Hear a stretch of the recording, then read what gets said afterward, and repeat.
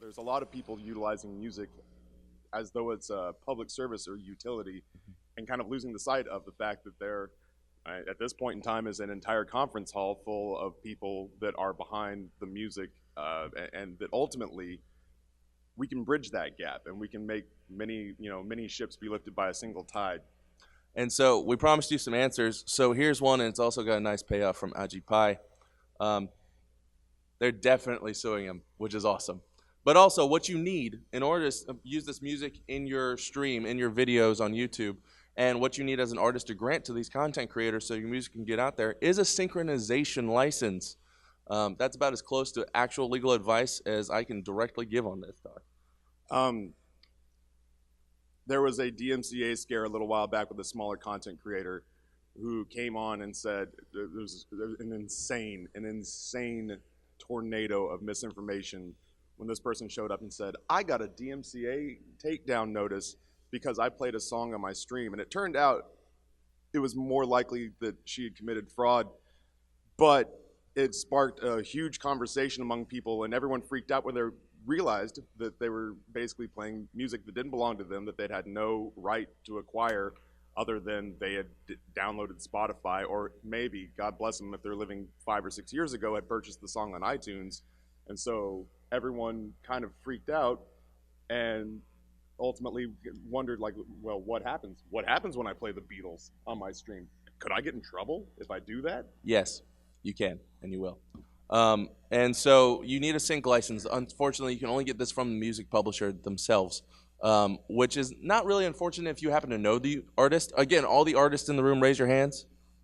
All right, cool. Go to those people and get your licenses, or talk to us too, or the artist talk to us. Anyways, so if I'm a music creator, how do I get my music into the hands of content creators? So first thing we want to say is that's awesome. We really support you doing that because content creators need stuff, and it's a great way for the content creator to support you as well.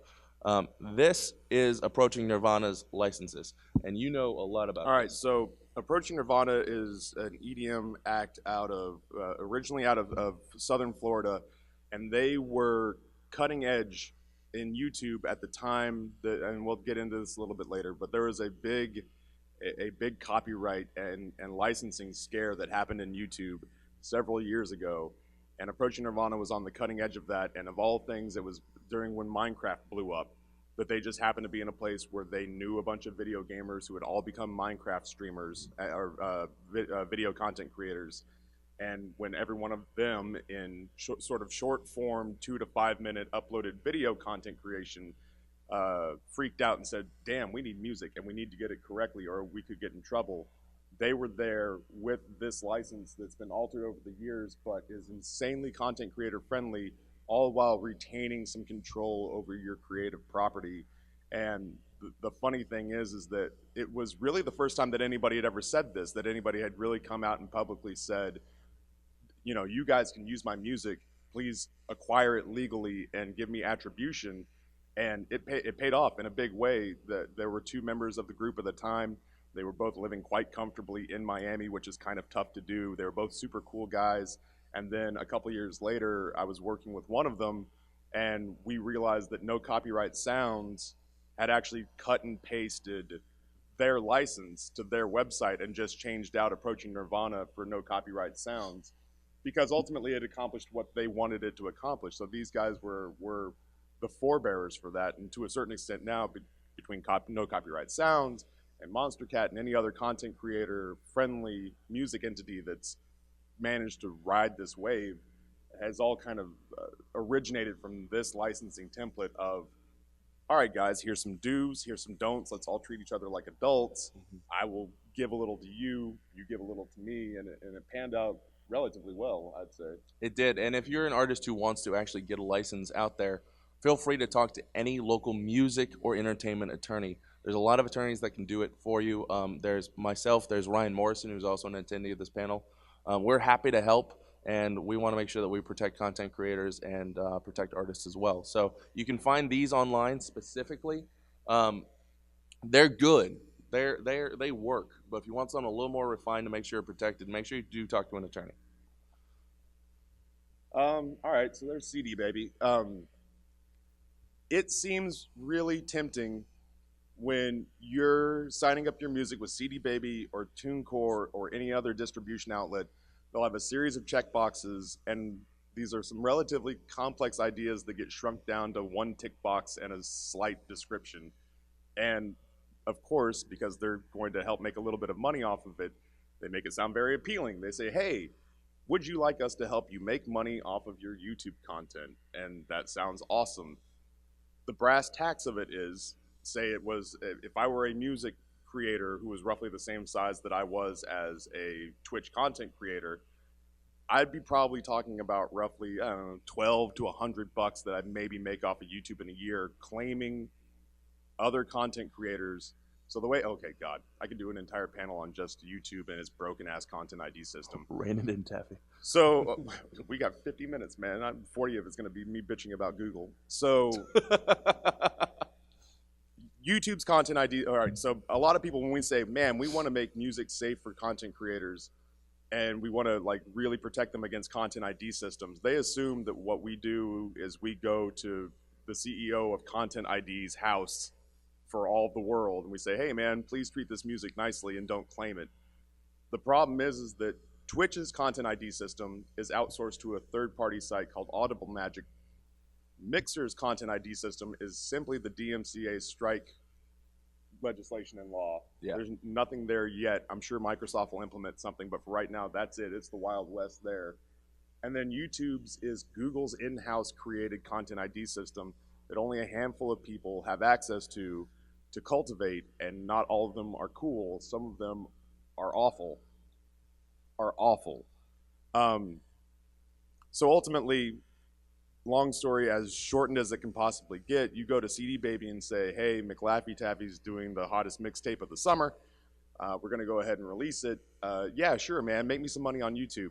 What it'll do, especially if you're trying to sort of cultivate a relationship with online content creators, is it will go in on your behalf and start claiming any video that features even a few seconds of your music in it.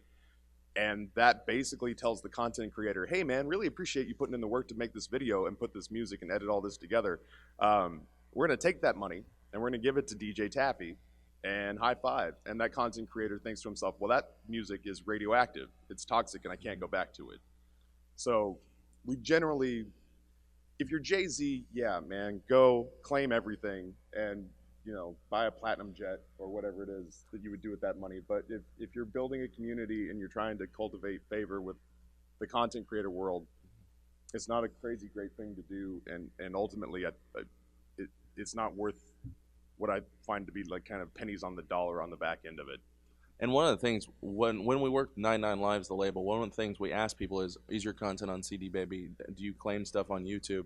And we have this conversation with them, or rather he does. And we typically advise against it because it makes it easier for us to help you out there. So it sounds really sexy. Get paid now, but it is not going to get you paid now and might actually hurt you in the future. So another way that you can really get involved with the content creator community is to literally stream your music creation if you're an artist. This is James Flamestar. He's an Australian artist. He is awesome. He's really cool. Go check out his streams. He's literally creating live now. He released, I think he actually released this track on Christmas Day. James is really involved with the community. You can follow him at James Flamestar or twitch.tv/James Flamestar. But he streams live and he interacts with his community, and he's got content creators that pop in there, and he is a content creator. And so what he's really done is integrated himself into the Twitch Mixer, well, not Mixer, but and YouTube community, and has really built his audience a lot. And it's a great, like, it will be, no matter what you're jumping in to do, if you're jumping in to play The Binding of Isaac or Dota or PUBG or to create music, it's still a time investment. So don't, like, I've seen a handful of musicians who have gone and like drank the Kool-Aid on going to a conference, and they see kind of like the superstars. They see Summit and they see Shroud and they see Ninja and they see the way that those guys are treated. And I've seen musicians that have said, yeah, man, I'm going to be making music anyway. I might as well stream the process. That'll be really cool. There's still a time commitment necessary to it. So don't be discouraged if you don't start out of the gate red hot like a rocket. I've had guys that's like, I don't understand. I've streamed 3 times and I have 3 viewers. What's going on? I was like, damn, you got up to 3 viewers on your 3rd stream. That's badass, man.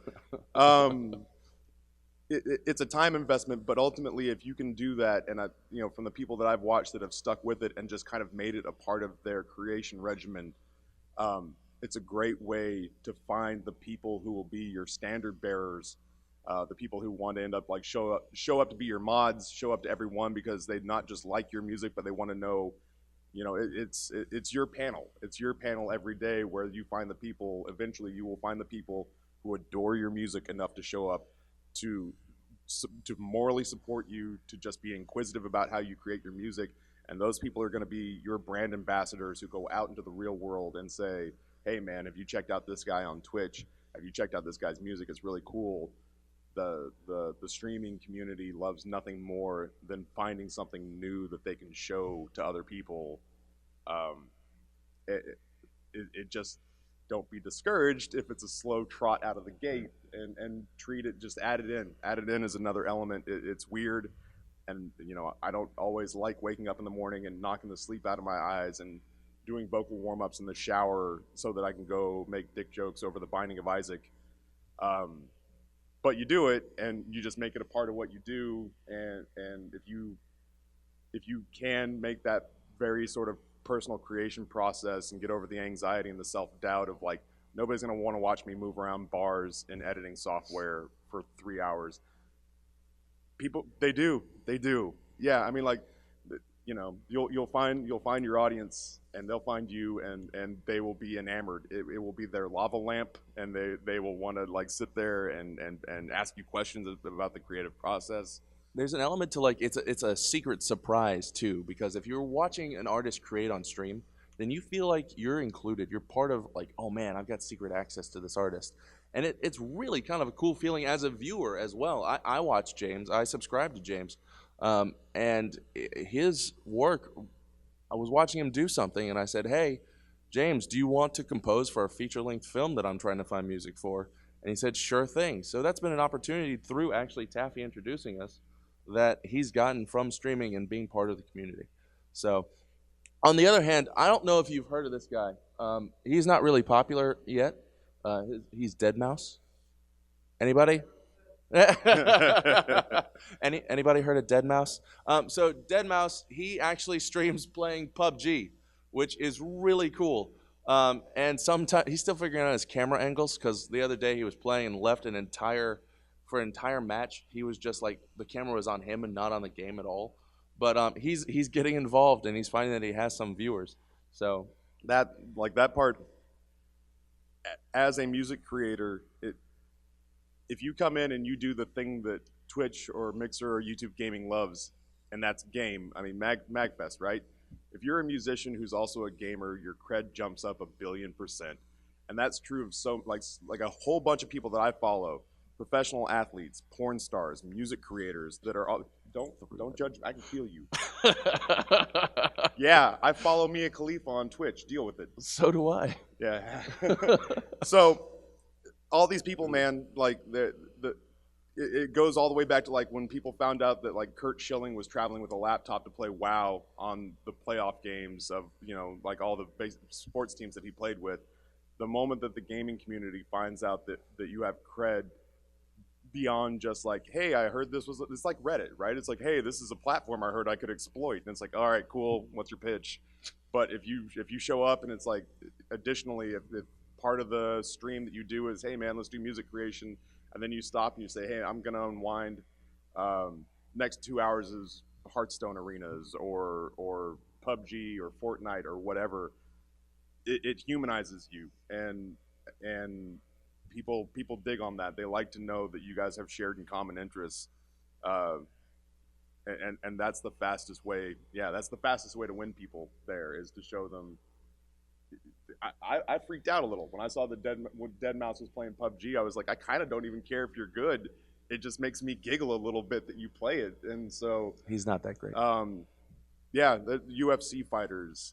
There's a dude named Mighty Mouse that I watch on Twitch. There have been a couple of actors that you see on Twitch, and you're just like, that's stupidly cool that you play video games. I guess it makes sense. Because you're also able to talk to your chat, which is really dope. Because and you get to talk to them about something that's not music. right. So, Yeah. the music stuff is all cool, and they'll expect that from you as a music creator.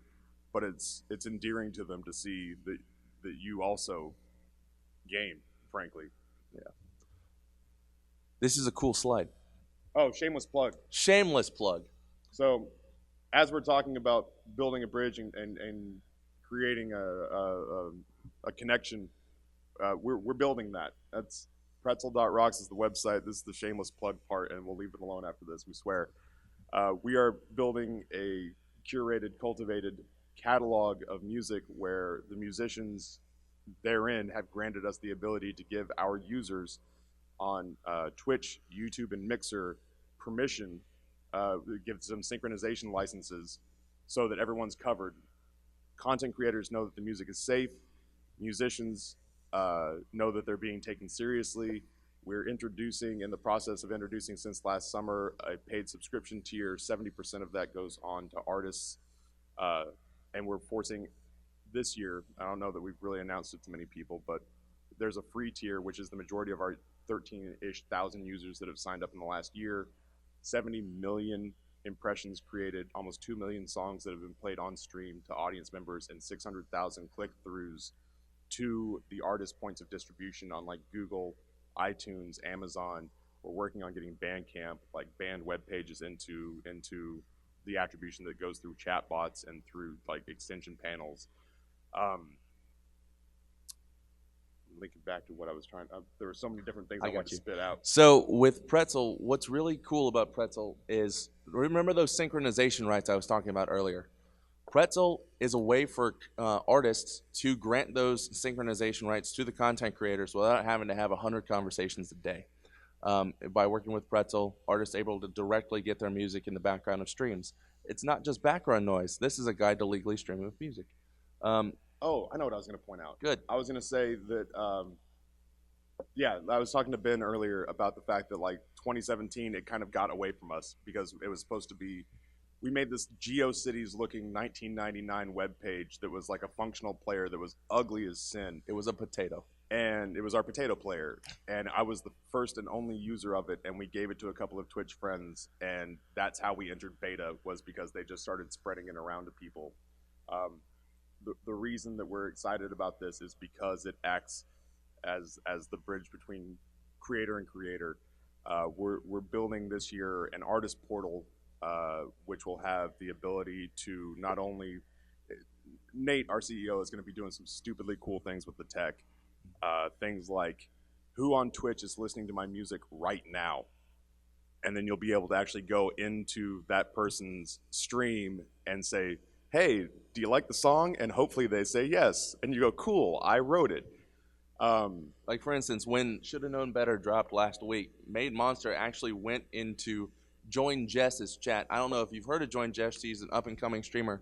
She's Positivity Streams. And what she does is, whenever 99 Lives releases a new track, she logs on and listens to it live and interacts with Made Monster, who comes into the chat and actually talks to her and her listeners about the song. We started practicing what we preach, and we've started like trying to get any of our music creators, like literally to pull them into Twitch streams and basically have them come in and just like talk and like interact, and to drop bits, and to people drop bits and buy subs, and it really, like, it's a cool example of what happens when it goes right.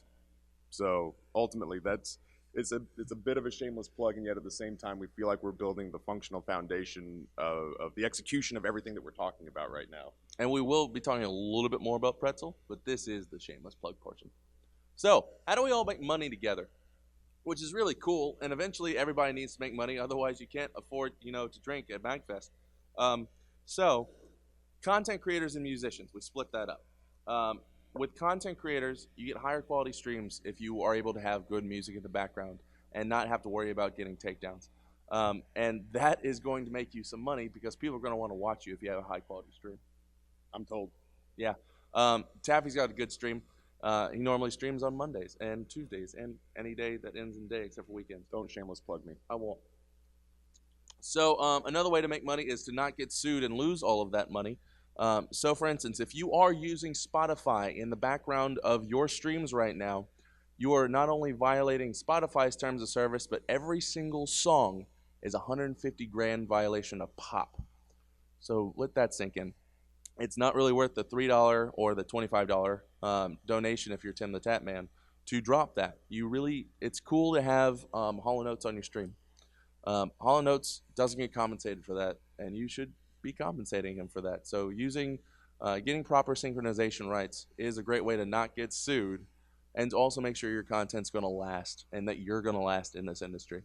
And also, if you have the synchronization rights, you can use your content in multiple locations. If it's drawn up to support that. For instance, if you were working with, say you play a Made Monster song, since Made Monster was in the last slide, and you have the synchronization rights from him to publish that on YouTube and to use it on Twitch or Mixer if you use Mixer, then you can both stream and then upload clips of that stream later to your YouTube channel. That way you're engaging your audience in multiple spots if they can't log in to watch you live. Taffy actually does that really regularly, is uploading, and he's able to not have to worry about his content because he's got the synchronization rights. I have the freedom to seamlessly move my content from Twitch to YouTube based on the settings that we've built into our player that I don't have to worry about it. So I know a lot of people are like, they have Winamp, they have Spotify, they have whatever it is they've set up to use, and it's like, oh, well, here's my YouTube safe playlist, and here's my I don't give a shit mute my VOD playlist, and they have to keep track of all that, and I don't, and it's freeing, because if I had one clip that got me to the front page. It was a bad thing that happened, so it makes me sad, but I had a clip that got me to the front page of my game subreddit because I was killed less than a second after the game started. It was hilarious. A random series of events led me to be dead within a second of the game starting, and I was flustered, and I can only imagine what that would have like. It wasn't my ignition thing that launched me into fame and stardom, but for a lot of people, that's that thing, that one viral clip that you get that happens on some random ass Tuesday that you're not expecting. And imagine if you can't upload it to YouTube because you've got Hall & Oates in the background. And it's like you're trying to run a race and you just cut off one of your legs. And like content creations it's hard enough as it is without basically tying one arm behind your back. So a great way to make money for the musicians, we've covered this ad nauseum already to this point, but meeting and interacting with the streamers who are using your music will get you used in their streams. The more the impressions you get, the more connections you make with these streamers, the more your music's going to get played because they like it. For instance, we were talking about Join Jess earlier playing Shoulda Known Better by Made Monster. She played that song on repeat for about 25 minutes that day. And people loved it, and people went and listened to that song wherever it was. We thought she'd like it, and she announced that she had found an anthem, and that if anybody wanted to hear a different song for like the next half hour, that they should probably check out, and her viewership grew. Yeah. So that's a great way to get your music out there in case you can't tell. Also, you get to meet and interact with these streaming communities. So, for instance, if you join that streamer's Discord channel and somebody's listening to your music, they will find you, and if you're involved in that, then your music will get out there as well, because it's not just the streamer that you get to connect with, you get to connect with their community. For instance, Taffy's Man Cave embraces the music that they work with. Yeah, no, I mean, once again, Ryan, our partner, our A&R guy from Made Monster, he's gone Kool-Aid deep on this, and he hangs out, he shows up probably once a day in my chat, talks to folks, comments, and like actually acknowledges has learned the game that I play. And I guarantee you, if he were to drop an album tomorrow, I would go in to my guys and say, hey, we love this guy. He's a part of our community. Even if you don't listen to the music, go add him on Spotify, buy the album, shit. Like treat it like a subscription. Treat it like bit donations. Like that, you start to see the streamer, or you start to see the musician as part of your family. And so when they show up and they say, hey, EP drop, then there are people who will buy the music and share it. There are people who buy the music and not even listen to it, but it all becomes like an act of support and sort of communal love. So I'll tell you, I never download music on iTunes, but we recently had a streamer who is part of a community that I love, and he came in and talked to the musician came in and talked to this streamer's community, and I went and downloaded the song off iTunes because I wanted to be able to listen to it all over the place and support that artist.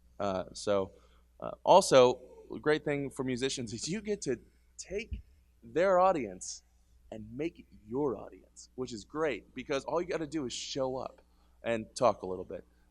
But it's kind of like saying, this is yours? No, this is mine now. I think that's all I got there. All cool. right.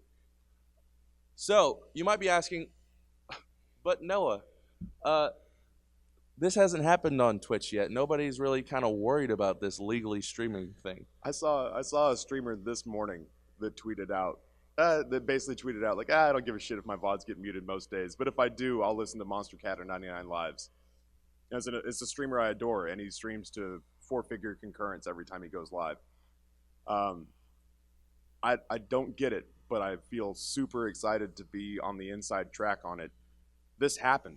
Like, people ask, why are you confident that there's going to be a renaissance or an awakening where Twitch streamers are suddenly going to give a shit that music is licensed appropriately for their streams? It's because it happened. It happened on YouTube a handful of years ago.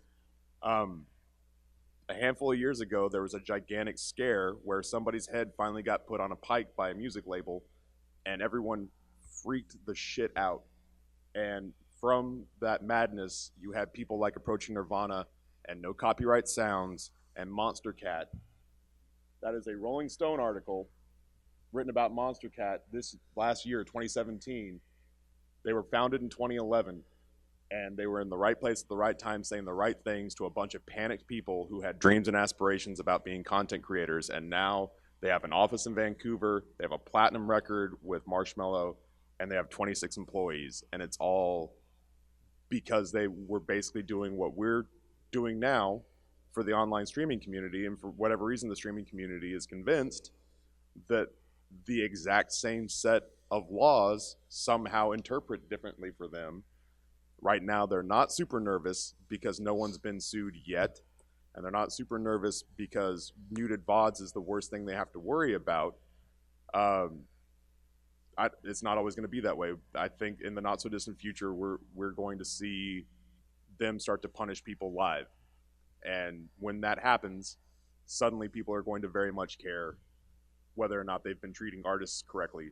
And the Spotify lawsuit is a really great example, and that happened as we were driving up for MAGFest. Yeah, so Spotify, in case you hadn't heard, just got slapped with a $1.6 billion lawsuit because they haven't figured out copyright law, which is hilarious. But what essentially happened was this publisher, Wixen, declined to be part of a class action lawsuit against Spotify this past summer. And Wixen said, we represent our artists, we're aggressive about it, and so we're not going to be part of this lawsuit, we're going to bring it later. Well, they brought it on Tuesday as Spotify announced that they're about to do the public IPO. Which was kind of a dick move. That was way a dick move. But they're being sued for $1.6 billion because they don't understand these antiquated copyright laws. Or they understand them fine. I don't want to say that. I don't want to get sued for saying they don't understand them. But they took a chance and said, we interpret it this way. And Wixen said, we interpret it this way. And the problem that Spotify is going to find is that Wixen's right. And so being in the right place at the right time and getting that exposure is both good and bad. You need to know what you're doing. As part of the reason, it's like, okay, great. I guess if I want to get involved with the streaming community to promote my music, then thanks, Taffy and Noah, for telling me that. It seems weird to try to pick now as a time to push that. We feel like now is a great time to get into that because we feel like this kind of legal reckoning is probably on the horizon, specifically for Twitch, but also for like Mixer and any long form content creation platform. Yeah, but here's a shameless plug for Taffy, by the way. He was also in Rolling Stone. I just want to point out that my 5 head was in Rolling Stone as well. So and also LegalZoom sucks. So Sue me. that forehead shot was actually taken from space. So this is Taffy Live. I actually clipped this on Monday. So the reason we're showing you this is because the way to properly attribute artists is to do it live on stream. So you'll see there in the upper right-hand corner, it says Secret Sauce. That is a pretzel player that's built in over his stream. It's an overlay. And that is showing who is playing live right now on Pretzel. We said this is not a shameless plug for Pretzel. It's not. We're demonstrating how to properly attribute artists. But if you also look in his chat, you'll notice Pretzel Rocks is partway down, and it's announcing what is playing. So what Taffy has done is he's worked by using Pretzel, but he has worked to get these synchronization rights, and now that's his way of sending work to the artist. This overlay has links back to the artist's Spotify, back to their iTunes. And you can also click through that link in his chat to make sure that that artist gets proper attribution. Ultimately, what we're saying is, if you're a content creator, you don't have to do it with us, but this is the right way to do it. And so, if you can figure out how to do it through Nightbot or Onkbot or Scorpbot, or if you get your mods to pull together something, like we're saying, get permission, get your shit in order. And then there are people like, oh well, I don't want to attribute every song. That's hard. And it's like, yeah. Getting sued is way harder. It is. It sucks. So this is another way to attribute. I pulled this from pretzel.rock/McLaffyTaffy. I'm actually doing a lot of plugging for you, so deal with it. I see it. So this is one way that Pretzel does attribution. You can do a similar way by creating your own Now Playing page if you choose not to use Pretzel. But you can literally go back and see every song he played. This goes back about, how long does it go back? It goes back to the start of me using our player. You'll never not know what I played, period. And you'll never not know where to get it. So if you say, hey, I really like that song Taffy played 6 minutes ago. Well, that was, 8 minutes ago. That was Outcast by Dr. Vox. And you can go there and you can click on any of those links and support Dr. Vox. Dr. Vox is a really cool Argo Fox artist. Yeah, Argo Fox is dope. Go check him out. So, what happens when it all goes wrong? I don't know if you can tell. We like Made Monster a lot, so we put them in the panel a lot. All right, so this was the beginning of the gigantic panicky shit show at YouTube. Viacom came in with a gigantic lawsuit when Google money came into play, when Google acquired YouTube, and suddenly there was a reason to go after this tech startup. Viacom led with the one of the 1-2 punch, and it was for all the crazy copyrighted shit that was up on YouTube at the time, because that was very much the wild, wild west. The two of the 1-2 punch was the record label Ultra showing up for health and beauty vlogger Michelle Phan and saying, we're suing you. And the artist came out and said, we don't want you to do this. And the label said, in very sort of stereotypical label fashion, well, we're real big into getting paid, so we're going to do it anyway. And they sued her for $150,000 per time she had used an Ultra song in her videos on her channel, and she was doing daily uploads. Yeah. And they said, yeah, you didn't get any of the rights, and so we're going to hit you for 6 figures a pop. And it wasn't like she used this one song twice. She was like, it's $150,000. It was for the life of her YouTube channel, which was several years old at that point. It was insane. She ended up settling out of court, which it was not a small chunk of change, and it was definitely not an affordable thing for her to do. But so we don't have a final case on this. But it was not good, and she would have lost the lawsuit, which is why she ended up settling. And it sparked the massive panic that made No Copyright Sounds and Monster Cat even more relevant than they already were. Yeah. Speaking of panic, we were saying a couple of months ago, Twitch streamer said they got DMCA'd, and this sparked a huge panic. This is Hassan Bakri. What is his official title? He's one of the gentlemen who runs partnerships at Twitch. Yeah, big deal. He literally works for Twitch, and he said, you can read it. If you don't own the music, don't play it. And if you don't have the rights to play that music, don't play it. And people kept saying, but the Twitch music library works. The Twitch music library, spoiler alert, hasn't been updated for about a year, and a lot of those rights have expired. So if you're using the Twitch music library thinking you're safe, you're not, because Twitch doesn't have a reason to care right now. Twitch likes you. Don't get me wrong. They do. I'm not shitting on the people who cut me a check for work that I very much do. But Twitch likes you. Twitch wants you to succeed. There are a lot of weird misconceptions that streamers have where it's like, well, Twitch isn't doing enough to make me successful. Meh. Twitch is going to cover their ass, man, and you can work as hard as you want and be as successful as you can be based on the merit of that work. But Twitch is going to cover their ass. You don't know this unless you've read the terms of service. Twitch reserves the right.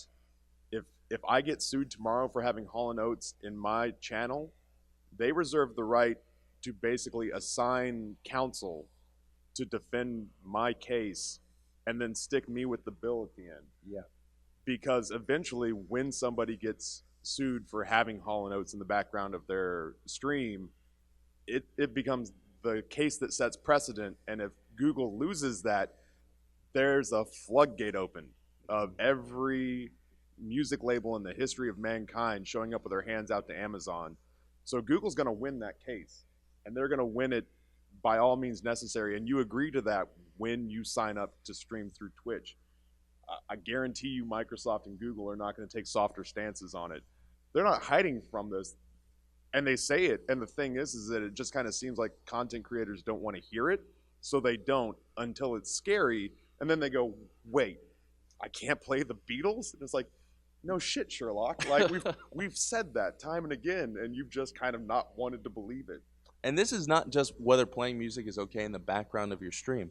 If you were covering a song on your stream, if you're doing a live cover, you don't have the right to do that, unfortunately, unless you have permission from the artist.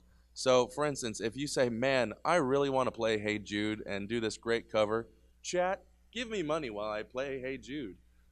You might get muted. Likely you will, because there are certain licensing rights, and if you're familiar with licensing, we can talk about that all day later. I don't want to bore you to tears.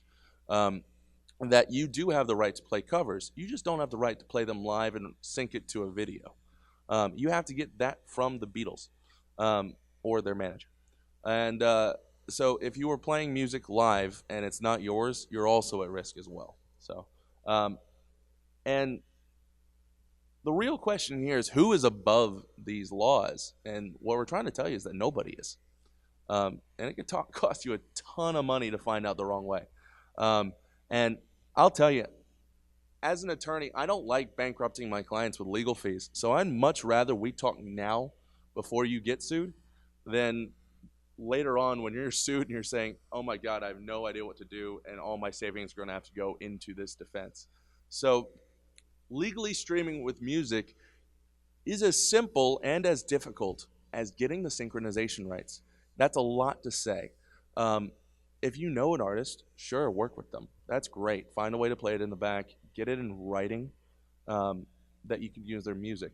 If you don't know an artist, look up Pretzel Rocks. It's cool, shameless plug, but it works. And that is why we're up here, is to tell you, you can do it. You just got to find the right way to do it. We spend a lot of time talking to musicians because basically we realize that we need their music for our catalog, but our crusade is as much a crusade of raising awareness for content creators that are like, well, I really like AC/DC.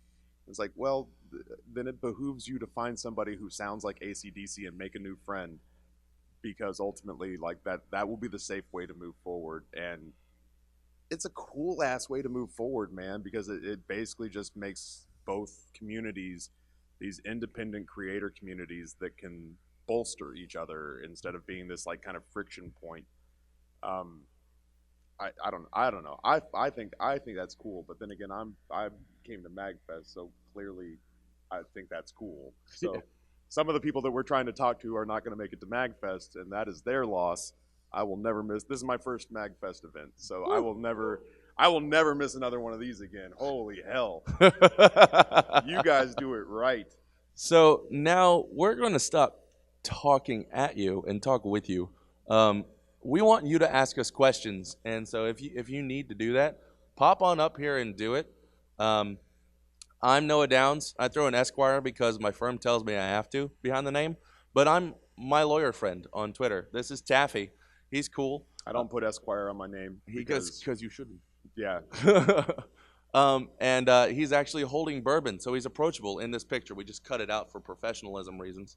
And this is our contact info and whatnot.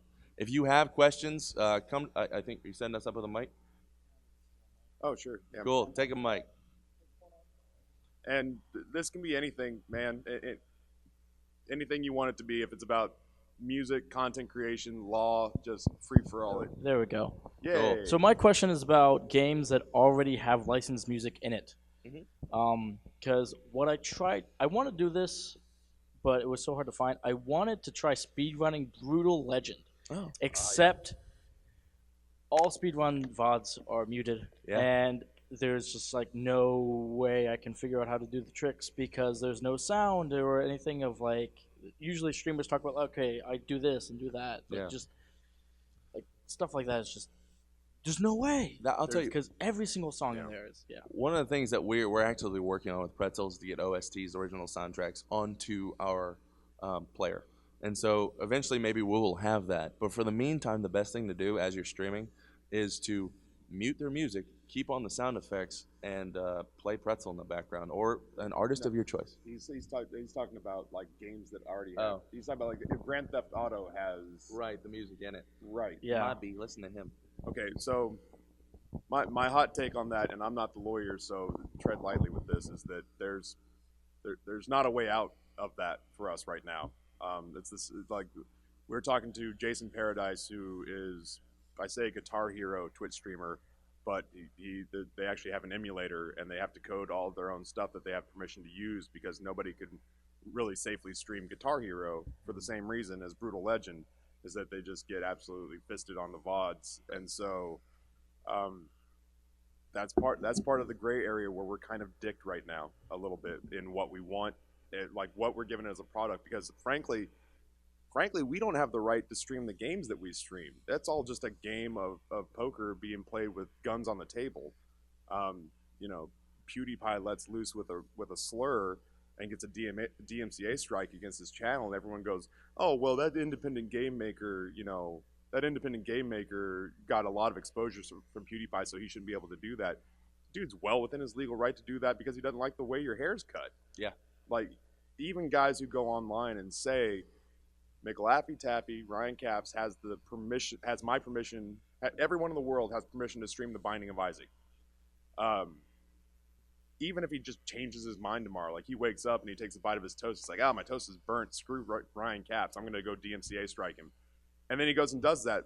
I have no legal recourse. So in a weird way, like, we're affecting change in the places where we can affect change, but in those spots with like the major OSTs and like actual like real music showing up in games,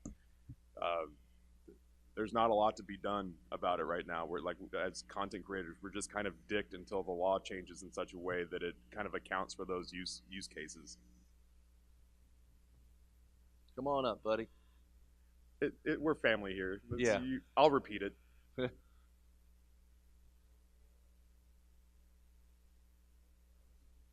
Cool. They're getting you a wireless mic because you're cool. Test.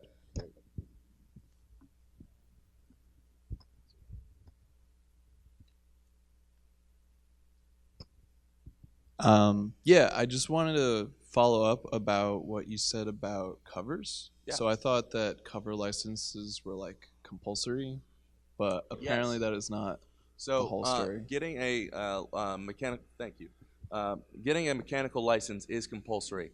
That's why it's called mechanical. So you can create a cover all day long. You can distribute your cover all day long as you pay attention to those mechanical rights. However, you as the creator, the artist, don't actually have the right to issue a synchronization license on that song. So you can get the mechanical license all day long, but you can't grant the right to synchronize that underlying musical work. You can go to Louder, you can go to Henry Fox, you can get the right to cover Katy Perry's Firework.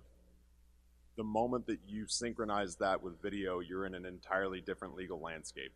Yeah. And that's the part that gets lost a little bit, is that we're creating video content. and that is a whole different set of laws, and that's what we spent 6 figures in a year and 5 lawyers to figure out. Basically, is when eventually one of us gets sued, how what's the best path to win? Right. So yes, all day long, keep covering those songs, make your music. But if it's a cover, or even a remix, even if it has a small amount of another song or a clip in it, you don't have the right to sync that. So that's where you're going to get muted and get in trouble. So, yes and no. Any more questions? Promise we do not bite, and we got answers, sort of. Yes. The mic is right up here, by the way. So.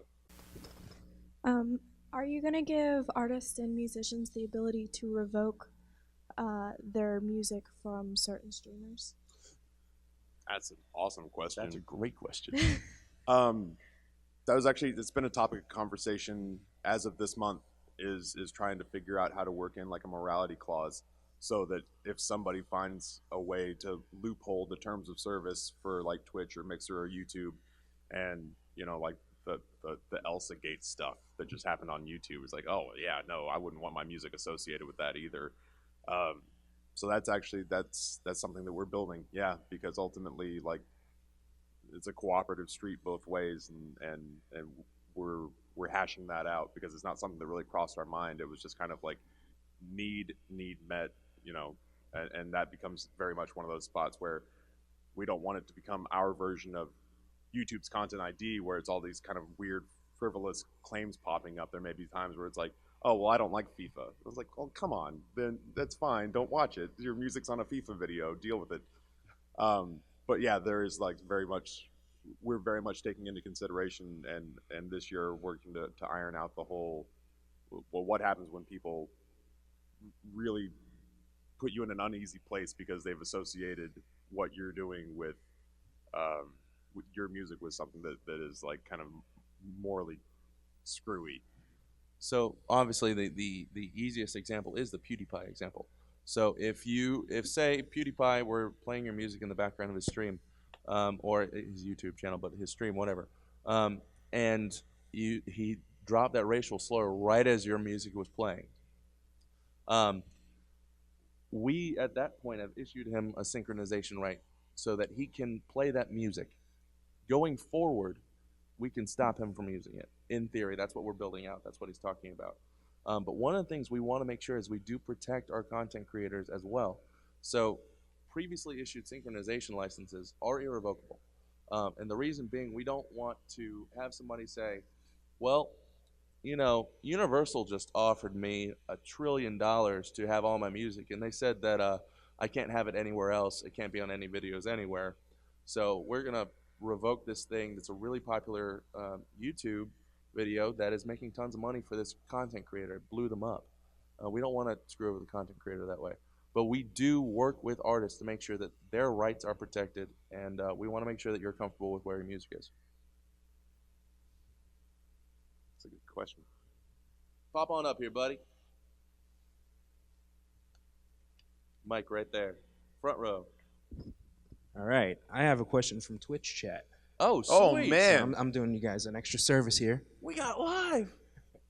All right. It's from Alyssa the mom. Oh, Hi, hey. Alyssa. Hey, Hey, Alyssa. Taffy. She says, I watch a streamer who has permission to play remixed video game music from an artist. If the artist doesn't have remixing rights, can the streamer be on the hook? Can you repeat that question for me one more time? I got to unpack it. Okay, so Alyssa watches a streamer Right. who has rights to play a remixed copy of a song, Right. but the artist doesn't have rights to remix a song. That's that. So if the artist doesn't have the right to remix the song, the artist will have the right to remix the song generally through mechanical licensing. Obviously, I would need to see it more clearly, but the artist who remixed it likely does not have the right to issue synchronization licenses. So that would cause an issue, yes, and it wouldn't help. So the short answer is no. The long answer is I would love to see all of the contracts that went into the background of that. So, a good question. Thank you, Alyssa. Hi, Alyssa. I miss you. I guess this is my first live stream. Any other questions? Come on up here, buddy. Mike's in the front. And we were given the 5-minute sign. Oh, we were? Just be aware. It's a big sign. How did I miss that? 5 minutes. I'll make this quick then. So, aspiring streamer, have an idea for a stream for a small community for an indie game. It's mostly going to be talk show, but the introduction, like intermission, and the plan is to just have background music for the sake of background music. If I'm not planning on making money on that stream, how much does all this affect me?